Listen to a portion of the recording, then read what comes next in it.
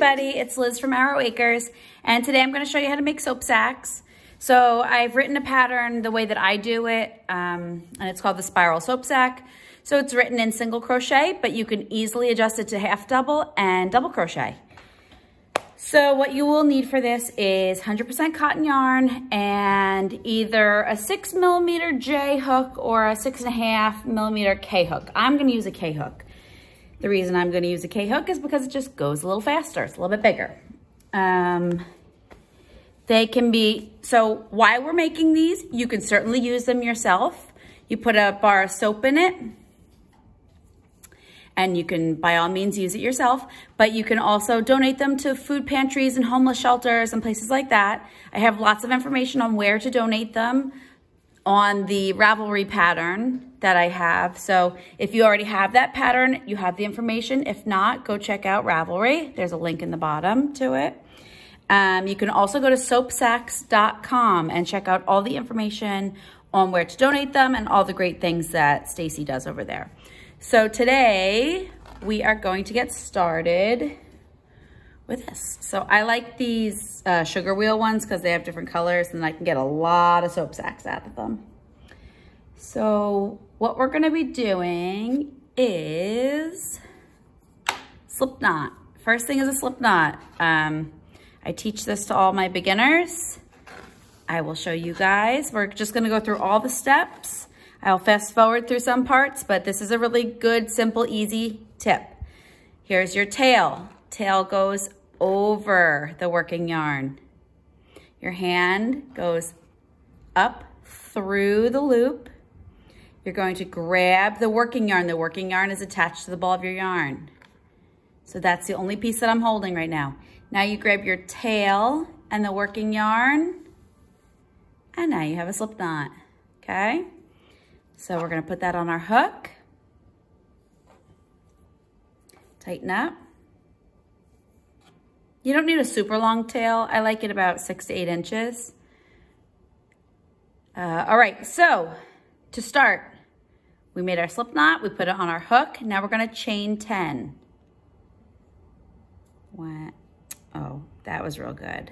1, 2, 3, 4, 5, 6, 7, 8, 9, 10. Now, if you'll notice, I chain nice and loosely.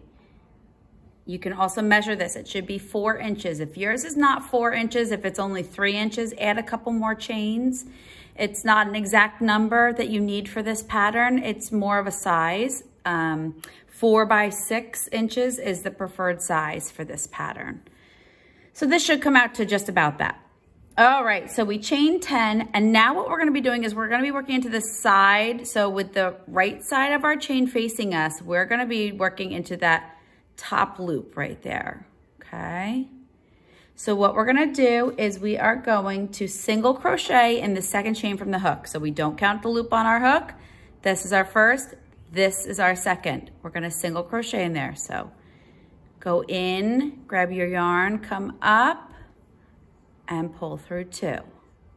We're gonna single crochet in each one until there's 1 left. That one, just don't do anything in there yet, okay? So we got 2, 3, 4, and once you guys get going on these, they're really fast to do. So it's really fun. It feels really good. It's rewarding to make them. I make them while I'm watching TV, or this is a really great to-go project because you just need a little tiny project bag and 1 skein of yarn and 1 hook. Okay. So that is 8. 1, 2, 3, 4, 5, 6, 7, 8. And we have 1 stitch left. So in our last stitch, we're gonna end up working around and back down this side. So we need to turn everything. So to do that, we're gonna put 3 stitches in the last stitch. So 3 single crochets in the same spot. 1, go back into the same hole, 2,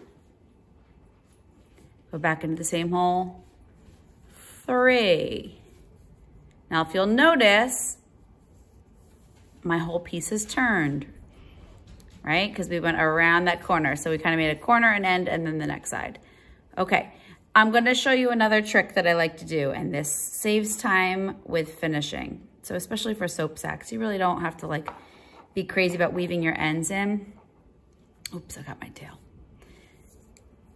I will take this tail and I will hold it right up against my work and I'll crochet it in, okay? So now on this side, you'll notice that your loops look a little different. So what we're gonna do this time is we're gonna go in, you can kind of see where they cross here. That's the space you want. See how it kind of makes an X? You guys see that? So that's our next stitch. So we're gonna go in there, we're going to single crochet. So if you're following along with the pattern, you should be on page 3 and it says single crochet in the next 7 chains until you have 1 stitch left. So like I said, if you had to change the amount of stitches that you did to get to 4 inches, don't worry about the 7, right? Worry about, you need 1 left. Okay, so that's 1, 2, 3, 4, 5, and you'll see it's right under that X.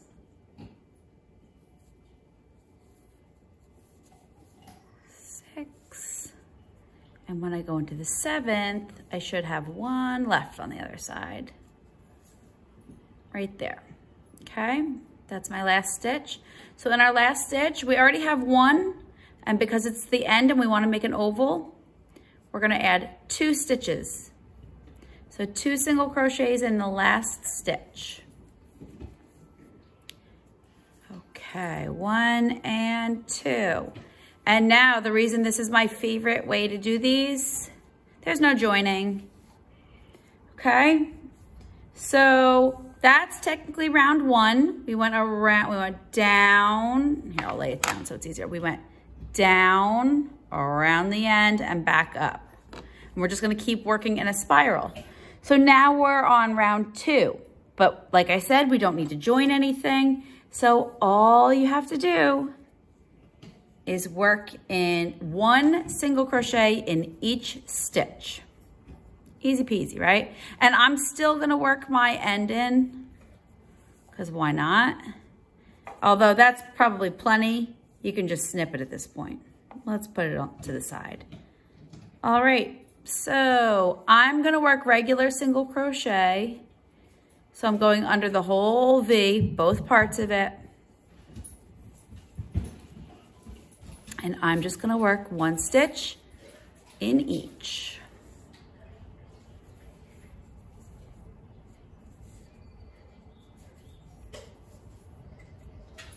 Now the side that's facing you is the right side of the fabric.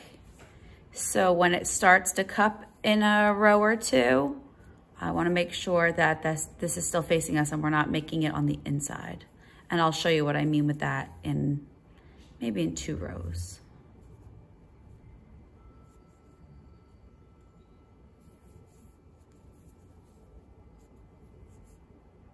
Now on the end stitches, you don't have to do anything fancy anymore. It's only that very first row that you need to do the 3 stitches in the end. Every row after is the same amount of stitches. I find that with the K-hook and the chain 10, it just works out really nicely. And this sugar wheel cotton is so soft. But you can certainly use the Peaches and Cream, and there's a whole bunch of brands. They even sell it at the dollar store now. So you don't have to spend a ton of money on this. And I like to purchase Kirkland soap from Costco for 15 bars. I think it's $12.99 now. It used to be $9.99.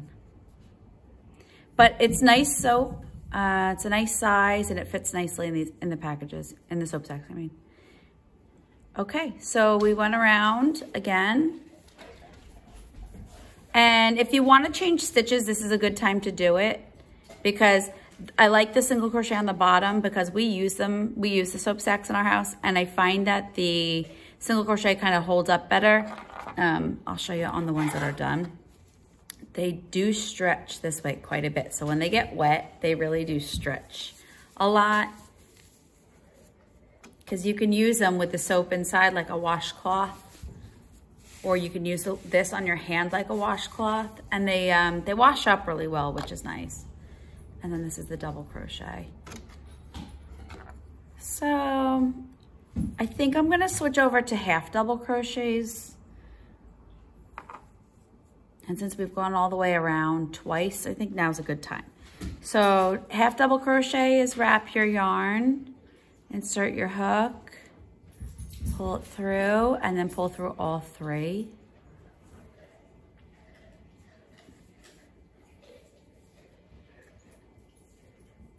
So we're just gonna do this in each stitch. But like I said, you can continue with single crochet. You can switch to double crochet. I just like how half double crochets look. All right, so I'm gonna finish this round, and then I'm gonna show you how you want it to turn.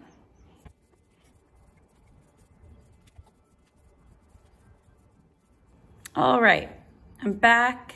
I've done a whole round of the half double crochets, and this is exactly what I was talking about. So it's cupping up, but it's cupping the wrong direction, because this side of the fabric that's facing me is the right side. That's the side I'm facing out. So all you have to do is flip it like that so that the right side is facing you.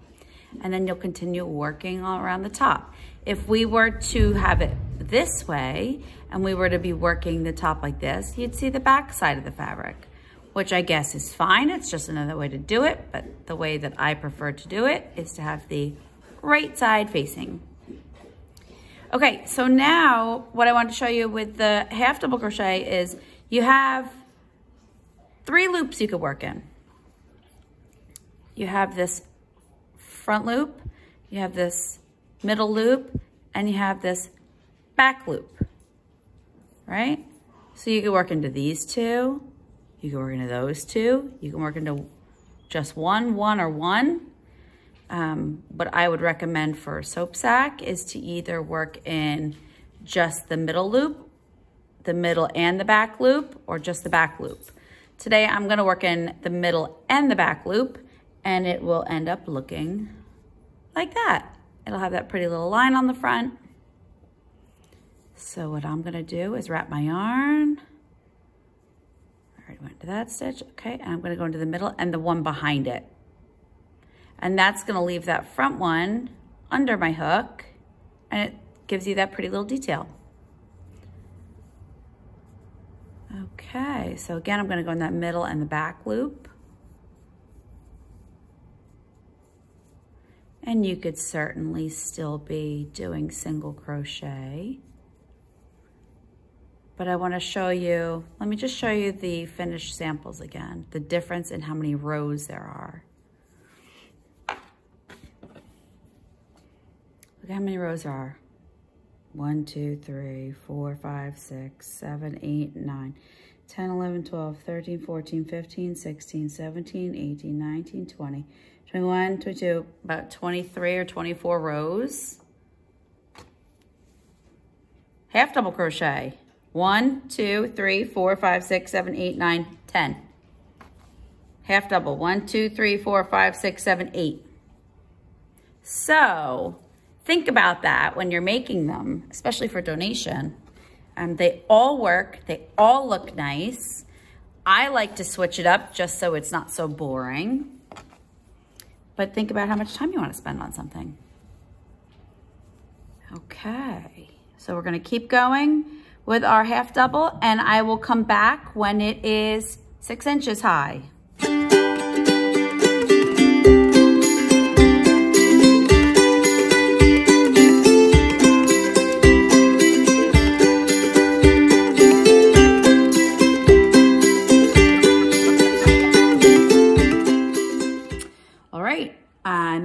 piece and it measures 6 inches. So I'm good. And you'll see I have a color change. It happened right at the top.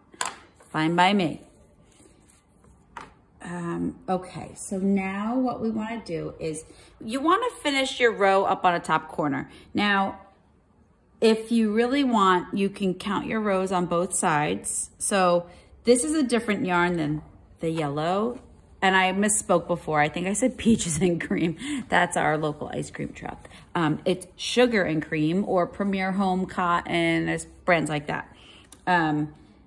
This one is sugar and cream. So you can see my rows are a little bit bigger because the yarn's a little bit thicker. So this one I had to do a few more rows. You can count. So if you count with me, I just count the line because that's really all that matters. So we have 1, 2, 3, 4, 5, 6, 7, 8, 9, 10, 11, 12, 13, and our top one is 14. If I flip this over, I have 1, 2, 3, 4, 5, 6, 7, 8, 9, 10, 11, 12, 13.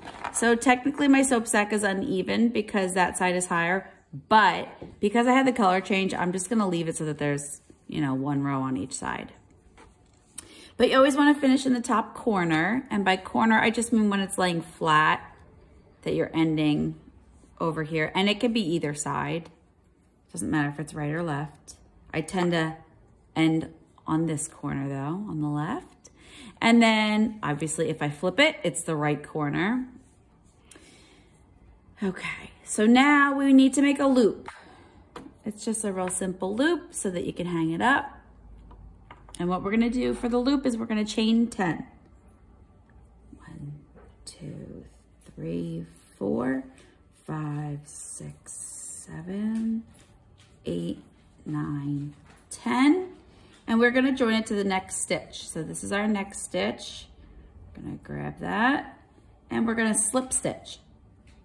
So I'm gonna grab my yarn, I'm gonna pull through the stitch and I'm gonna pull it through the loop on my hook. Then you're gonna need some scissors. I like to cut my tails about 8 inches long so I have enough length to weave in. And you're gonna pull that loop all the way through. So now we have a loop, it's attached. Now I like to tie it off. The way that I tie off my knots is I use my crochet hook, I go into the loop that we just joined to. So there's that stitch. I'm gonna grab the tail of my yarn and pull it through like that, but I'm gonna keep a loop up on my finger. I'm gonna put the tail through the loop, pull it tight. That's 1, and I like to do 2 to make sure it's secure. So again, 1, 2, easy peasy, secure. Now I'm going to take my tapestry needle.